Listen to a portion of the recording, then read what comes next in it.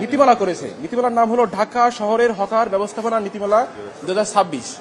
মূলত এই নীতিমালার অধীনে ঢাকা শহর অর্থাৎ দক্ষিণ সিটি কর্পোরেশন এবং ঢাকা উত্তর সিটি কর্পোরেশন, এই সিটি কর্পোরেশনের যত ফুটপাত আছে এবং রোড আছে, এই রোডগুলোতে যারা হকার আছে এই হকারদের বরাদ্দ বিষয়ে এই নীতিমালাটা হয়েছে। অর্থাৎ এই নীতিমালায় হকারদের কোথায় বসাতে হবে, হকাররা কিভাবে বসবে, কিভাবে লাইসেন্স পাবে, এই বিষয়ে নীতিমালা হয়েছে। এই যে নীতিমালা ঢাকা শহরের হকার ব্যবস্থাপনা নীতিমালা 2026, এই নীতিমালা চ্যালেঞ্জ করে আমরা হাইকোর্টে রিট পিটিশন দায়ের করি। আমরা যেটা মাননীয় উচ্চ আদালতে চেয়েছিলাম সেটা হলো এই যে নীতিমালা এটা সংবিধানের সাথে সাংঘর্ষিক। যেহেতু সংবিধানের সাথে সাংঘর্ষিক, এটা কেন অবৈধ ঘোষণা করা হবে না? মাননীয় আদালত আমাদের যে যুক্তিতর্ক এবং বক্তব্য শুনছেন এবং শুনে রুল ইস্যু করেছেন।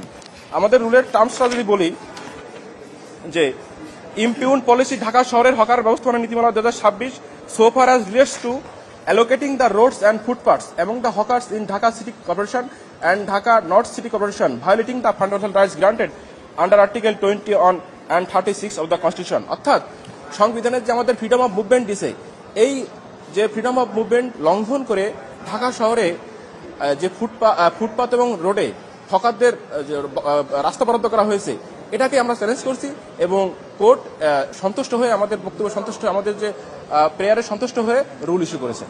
আমরা সম্পূর্ণ যে নীতিমালা এটাকে চ্যালেঞ্জ করিনি, আমরা নীতিমালার একটা অংশ চ্যালেঞ্জ করেছি, সেটা হলো অ্যালোকেটিং দ্য রোডস অ্যান্ড ফুটপাথস এবং দ্য হকার্স। অর্থাৎ মানে রোডস এবং ফুটপাতে যে হকারদেরকে বরাদ্দ দেওয়া হচ্ছে, এই বরাদ্দের বিরুদ্ধে আমরা মূলত চ্যালেঞ্জ করছি, এই বরাদ্দকেই চ্যালেঞ্জ করছি। কোর্ট রুল ইস্যু করছে এই বিষয়ের উপরে, কোর্ট রুল ইস্যু করছে। হ্যাঁ, কেন এটা সংবিধানের সাথে সাংঘর্ষিক ঘোষণা করা হবে না? কেন এটা সংবিধানের সাথে সাংঘর্ষিক ঘোষণা করা হবে না? রোড এবং ফুটপাতে হকারদের বরাদ্দ দেওয়া, রোড এবং ফুটপাত হকারদের বরাদ্দ দেওয়া কেন অবৈধ ঘোষণা করা হবে না তা জানতেছে হাইকোর্ট রুল ইস্যু করেছেন।